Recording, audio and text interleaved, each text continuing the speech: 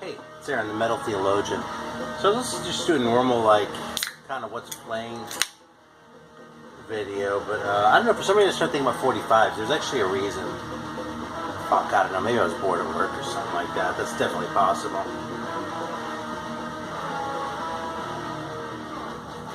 Anyway, I know I've done a couple showing off, like, metal 45s, and I actually busted those out to, I was thinking maybe I'd go through some. It's funny because like they're kind of broken into two sections at this point. Like this front half is shit that's come out that I've actually shown in videos. Like I'll just point out like this Ricochet 45, some shit like that. You know, I guess I must have. It's funny. I don't necessarily remember this. I guess I must have shown the Kraken 45. The New Wave British Heavy Metal one. That's what most of the stuff is. Yeah, and then the second half is like much more well alphabetized and like it's clearly the shit that I wasn't just sort of pulling out willy-nilly. So like my copy of the Fox is like hidden somewhere, but this one's like right where it belongs. Crucifixion, so. Yeah, this is kind of a cool one too that I'd kind of forgotten about until I was going through it before. This fucking Hammerhead 45. Yeah, anyway though, I've at least like talked about this stuff a little bit, so yeah, this is kind of a cool one. Lord Rear, Pack to the Center. Yeah, actually there's another one I need to put away because it's kind of a recent arrival, but yeah, this Commandment one. It's the only one they actually made while they were together. But, yeah, whatever, I'll just stick this in here. So anyway, I think I'm going to go through some of the sort of punk ones, though, and sort of, at least what passes for punk in my collection. Speaking of New Wave British Heavy Metal, before I completely get off the topic, this is a really cool record, man. People don't really talk about this one very much. Renegade. It's one of these White Witch ones. And it's just 2 songs, and frankly, for, you know, turning it up, I don't know if it's really worth it, but it's 2 really good songs, man. It just, I just like the vibe on this thing, man. It's just a really easy record to enjoy. It has some kind of deep purplish keyboards, which I kind of like, but it's not as overbearing as like with White Spirit. Not that I mind White Spirit, they're great, you know.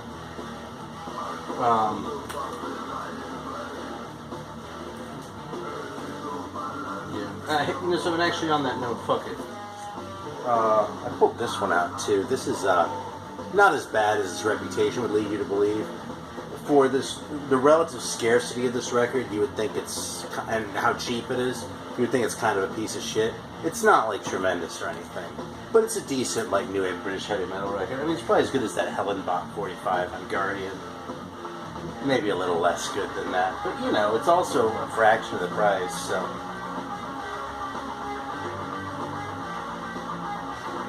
Anyway, so right now, we are listening to Messiah Paratroops, and this is actually the only 45 I have left on Seraphic Decay.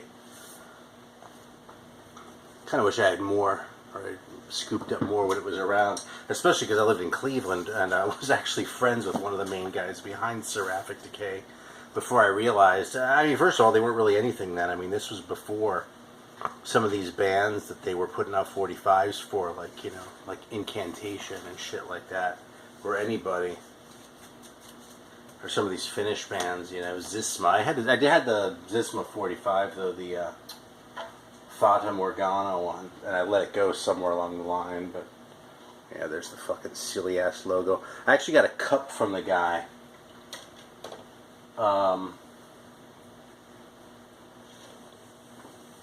Like a Seraphic Decay cup, like a tumbler, like a with a handle, and it was like there's logo was on the side, and I used it once and put it in the dishwasher, and the fucking decal came right off. I was really disappointed. I didn't particularly give a crap about the label at that point in time because I really had no idea. I mean, he like talked about it, but I just wasn't hip to the shit at all yet, you know. So, I mean, live and learn, I guess. You know, you can't know everything about music when you're, you know, 20 or whatever I was at the time, but that's how it goes. Shit, 5 minutes. Well, I've shown a couple records, but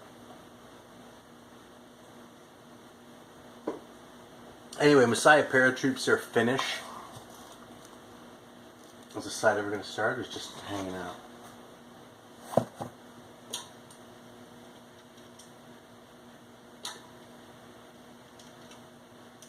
Yeah, now it's in the groove. There we go. Alright, so let's see what's in here, man. There's some kind of interesting shit that I was just finding sort of going through here. Like this thing, man. This is a band that I don't think people talk about enough, man. Now, this is the fucking Pagans. Okay, now this is not an original. An original, this is fucking valuable as fuck. This is a reissue from like a year or two ago. You can probably still find these around if you look for it. But this is the 6 and Change, which was their first 45. And I should probably fire it up because it's just really fucking good. It's super raw.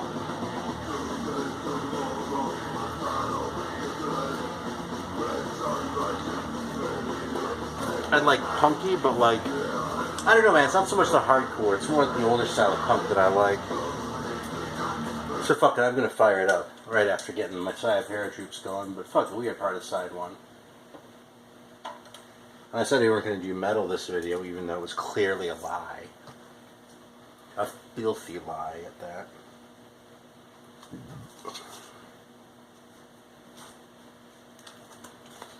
Yeah.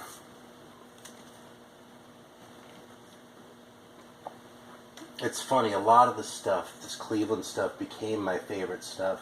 And it's sort of the stuff that stayed with me, too, that I still like when I think about punk stuff that interests me. I've kind of talked about it a little bit on occasion, but not very often, I don't think.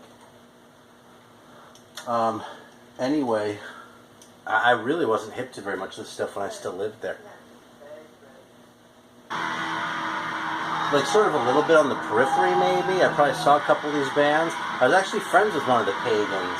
But, like, you know, he was talking about his band, it was Venus Envy. That was, like, his band at the time. And I was like, later on, like, after I'd lost touch with the guy, I was like, holy fuck, you're a pagan? And you were talking about this other fucking band? It's from the Pink album, which is one of the greatest records ever.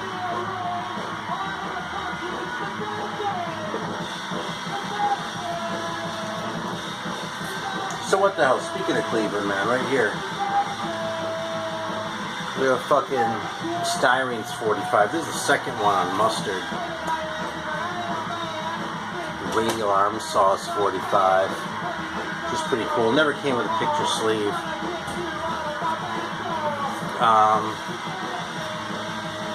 Yeah, I think I've shown these Mustard 45s before, man, but I'm really pretty proud of them. Even though they don't bust them out as often as I used to long ago. It's the Electric Eels, fucking Agitated and Cyclotron. That's a real one.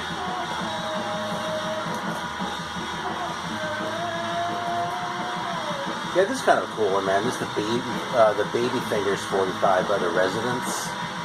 So as far as I know, the shit on here was never on any LP. It might have been on some compilation or other, like maybe Residue of the Residents or something. I don't know, but yeah, that's another one I'm glad I found when I did.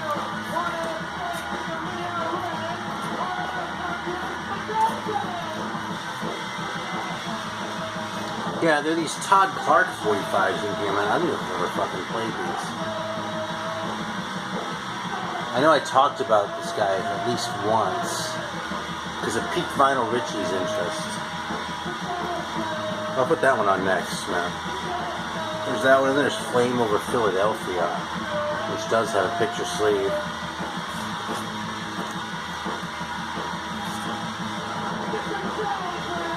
Yeah, this is like a no wave one, man. I don't even remember what this one sounds like. Maybe I should play this one too. Dark Day. And I remember I got this because it's on Lust Unlust, which was like some of the no wave shit was on that label. Like I'm pretty sure the DNA, like the 7-inch by 45 was on Lust Unlust. So that's it. It's the same song on both sides. And by the way, the other reason I'm doing this here right now is because like every so often I hear people complaining about 45s, like they don't like getting up that often and that. And what I'm kind of trying to demonstrate here to a certain degree is that it's just sort of a different experience. You know what I mean? What you do is you sit down and you hang out with a friend, which is, you know, what y'all are doing right now. And, you know, you just sort of take the time and you go through them, you know. Flip them out. So here we're going to listen to Flame Over Africa by Todd Clark. this is gonna blow your fucking mind. I don't remember what it sounds like, but I remember it blew my mind.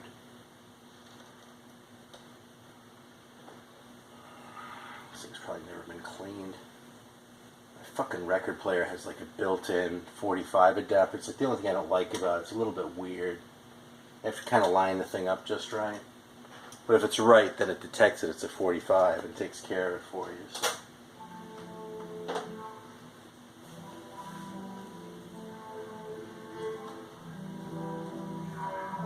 Yeah, so this is not really the kind of punk that you're going to see, like, generally on, like, Ground Zero Salem's channel or, like, Jason Hook get into it.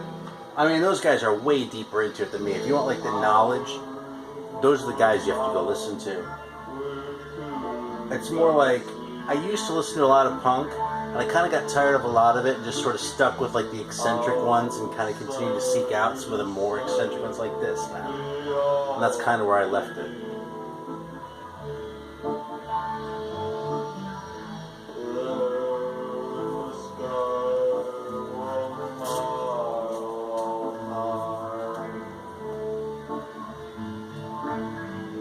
Fucking Devo, first 45. Jocko Homo. I might fire up this one next. I'll probably get a fucking ad put on it because of that. But this is a Bougie Boy, which was their label. It has this kind of cool fold-out cover.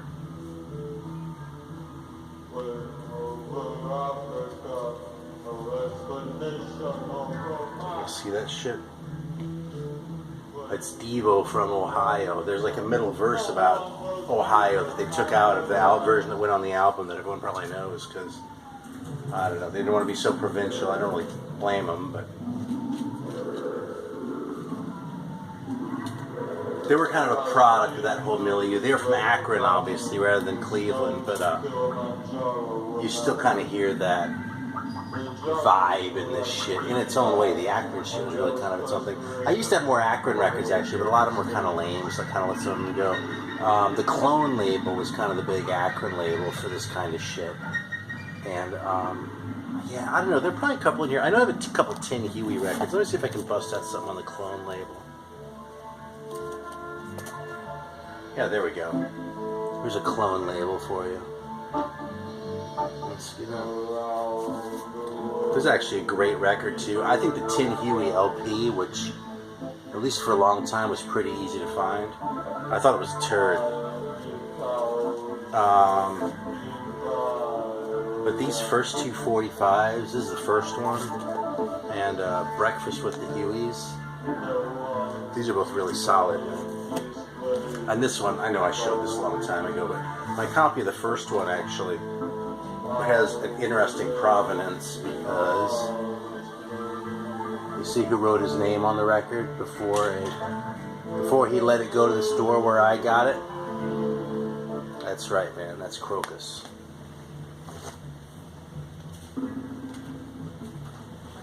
That's not bullshit. That's actually, you probably know who that is. If not, we can circle back around on the topic. Anyway. What else do we have? Yeah, here's another one, man. I don't think I've ever heard anyone talk about this, man. Fucking Red Balloon. Does anyone know the Red Balloon? There was actually, I just saw this like this. I was like, what the fuck is this? At a shop in Cleveland, you know? And he played a piece for me and it blew my mind. I'll play it after this. Usually I would play both sides of these records as it is to sort of keep it moving. I'll probably just play one side, but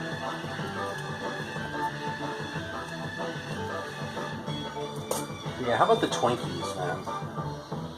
Pretty sure I talked about these guys a long time ago too, but whatever. The Twinkies are fucking fantastic. From Sacramento, but they sound like a Cleveland band, which is kind of why I always liked them. You know, that Grok label, which was their own. Yeah, here's Aliens in Our Midst. This actually, if I'm not mistaken, this one actually came out with two different B-sides. But like it's on the LP, which I also have over there, so I didn't bother taking out the third one with the same A-side, which is kind of one of their weaker songs anyway, I think.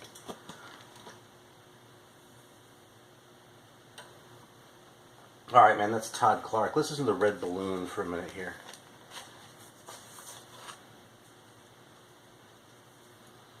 Why did I leave that other Devo record out? I left the one out on purpose, but not the other. Alright, man, this is Capitalist Kid by the Red Balloon. With that spelling. Yeah, and based on Discogs, I know that there existed a picture sleeve for this. I've never seen one.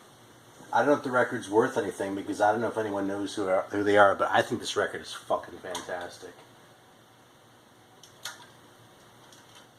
I'm just trying to hype this, actually, so the value of the record goes up.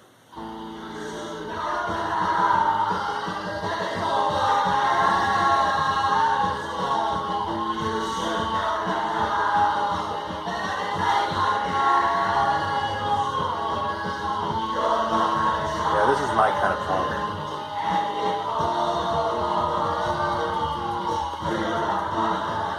If you like Minor Threat, more power to you, but this is my cup of tea.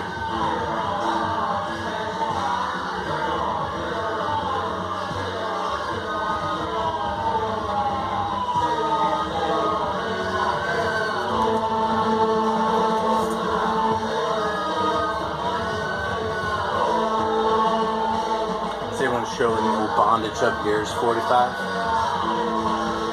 X-Ray Specs. I'm sure y'all know the song.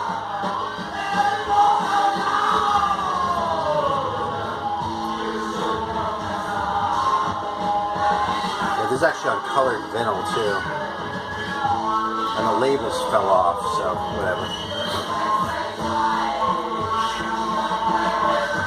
What else do we have here?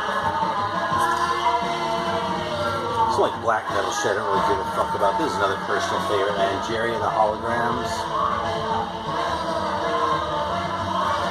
I'll play this one out too.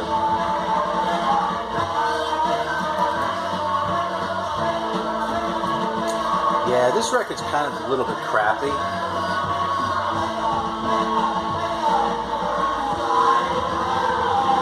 Shadow of Fear. There's nothing wrong with Shadow of Fear, but there's just two kind of useless covers. In the Flesh, like the Blondie song, and then Heartbreak Hotel. But Chris Andrews was actually the owner of Chris's Warped Records, which was kind of one of the important record stores if you were a teenager on the west side of Cleveland in the 80s and 90s. Early 90s anyway. This is another thing. I don't know if the deal is with this one, but it's another Rocket from the Tombs one. This is really just two from that same old, there's only the one set of tapes that was circulating, so someone took Life Stinks and Ain't It Fun off it and put it on a 45, and there it is. So yeah, I think the Red Balloon is fucking fantastic, though, and side 2 is actually even further out than that. So I don't know. Devo or Jerry and the Holograms?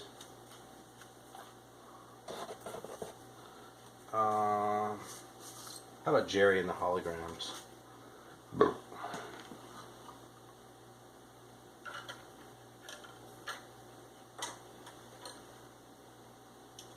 Yeah, these guys are from like the north of England. I assume the north because of how I learned about them, which is the whole story.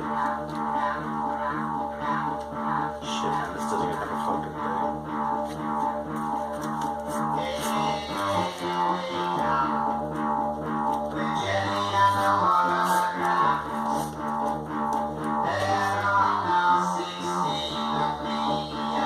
Harry with 45. With Lonesome Cowboy Dave. I used to call my babies that, like when my kids were really little. And, they get lonesome if you leave them in the room for a minute while you go to the bathroom, they'll start crying. Oh, it's Lonesome Cowboy Dave. I don't know why I have this.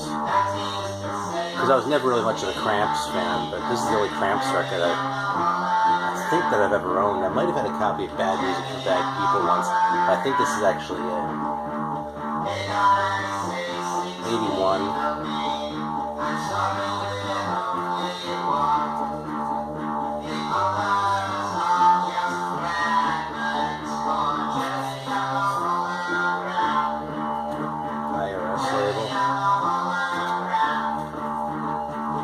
It's weird, man. I haven't gone through this stuff in a long time. A long time ago, I made a video where I showed all these like old 80s posters and magazine clippings and shit.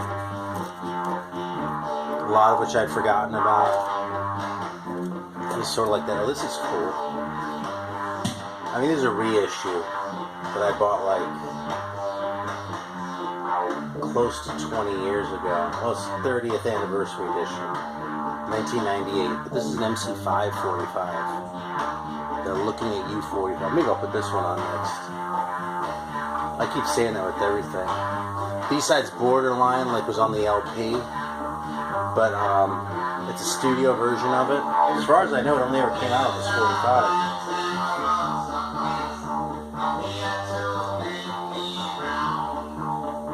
Yeah, I don't know how many of these there are out there. I actually bought this, I'm pretty sure I got this at Waterloo Records in Austin when I was living there. So I know I got it later than 98. But it wouldn't have been any later than 2002, and that's at the latest.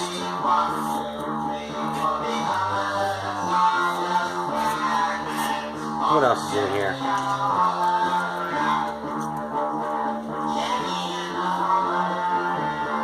Septic Death 45 is Kichi Guy. The classic Puss Mort label there. It's a great record, man. I like to play everything here, but I'm already 20 minutes in. I want to play the 5 for a minute. This is my copy of the first Styrene's 45. And that's it. In the dead wax, you're not going to be able to see it. But the dead wax just says MM 101, like mustard 101. And that's it.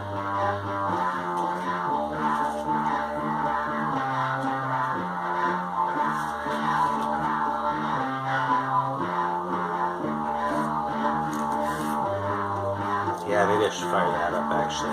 Here's another one, man. Red Transistor. This is Von Elmo's band with, what's that fucking guy's name? Rudolph Gray. They kind of each have a side. It's 2 songs. This is an ecstatic piece, by the way. But yeah, the one song is Rudolph Gray's song, which isn't bad. The other side is Von Elmo's song. It's fucking crazy.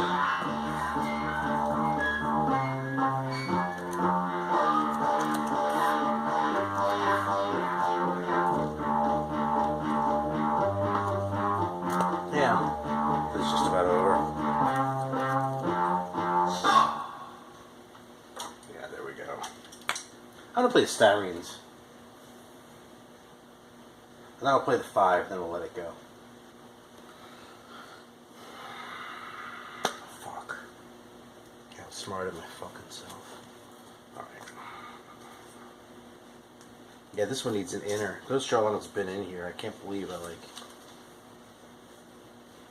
I have these put away like that.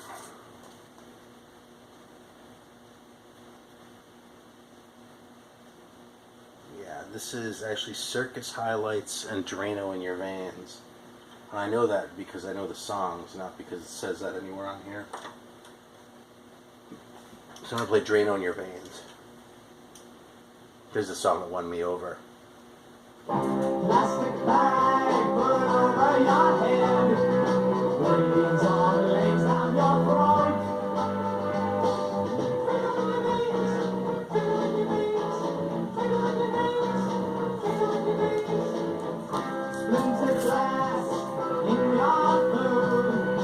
Here's another one. That's like a legit old newspaper from Cleveland. Like I remember these channels when I was a kid. Oral Roberts Caucus on Channel 8 at 11 in the morning. Jerry Falwell on Channel 23, which was an Akron channel. We couldn't really get that in Cleveland. And they showed the 10 Commandments at 8 o'clock. And they were showing Capricorn 1 on Channel 3, which would be my choice of those two, because Capricorn 1, aside from being great, also had O.J. Simpson. Anyway, it's like an actual like newspaper cover, so it's a little bit fragile, you know. 45 was on Terminal. Less Raving Sounds. I don't know who the hell that was supposed to be, but a couple of these songs turned up on the Pagans Pink album. Angela definitely did. I think Earthboy Dream of Angel did too. So anyway, it's a really cool piece, man. And again, when I got a lot of this stuff, I kind of had no idea what I was doing. But it's actually, I was at for most of the ones I've shown tonight, I was at a specific shop in Cleveland called Platypus that hasn't been there in a long time. And the guy was like, yeah, that one's cool. You want to hear that one? And just sort of hung around listening to records. And of course, it was smart because I bought a bunch of shit. But it's a bunch of shit I still have to this day. Alright, we're going to bust out the 5 for a minute and then we're going to call it good.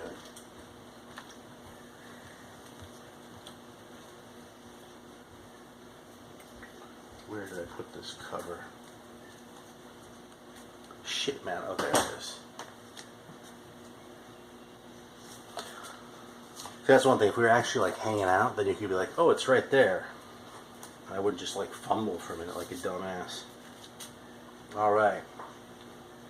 Looking at You by the MC5. So, I guess this original, I've never seen an original of this.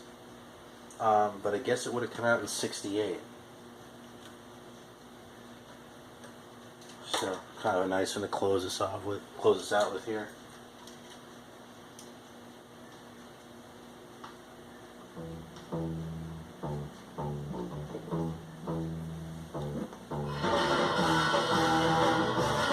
It's fucking heavy for 68, isn't it?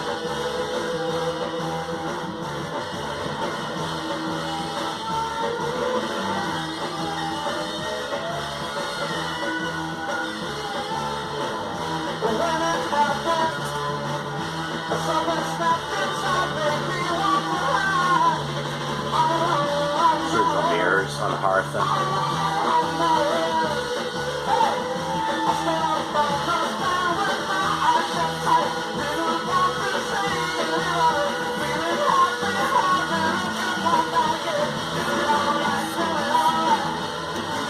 Oh, what else is in here?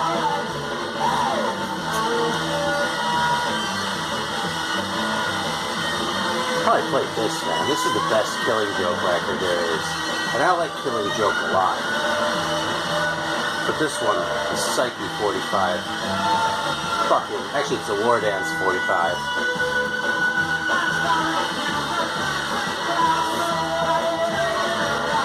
This one's sitting here too. Requiem. It's gonna be a long ass video.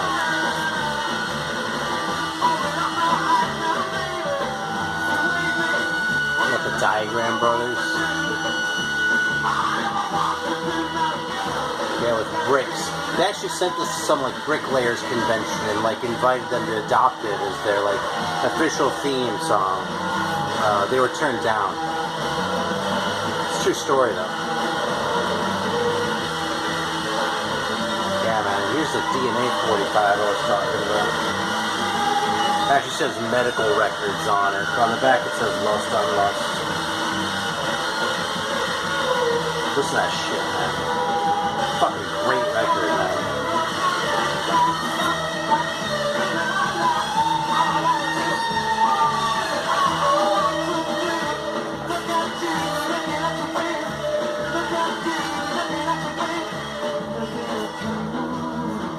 Yeah, this is a relatively recent one, but I'd never heard this. Someone's been reissuing some of the shit. Davey and the Cool Marriage Counselors. I'm going to play this one next after I turn off the camera, because I don't want to go over a half hour. It's long enough. Thanks for watching. If you like it, let me know. I can bust out some more of these. It's not an inexhaustible supply, but there's more shit in here I could talk about. Thanks for watching in any case.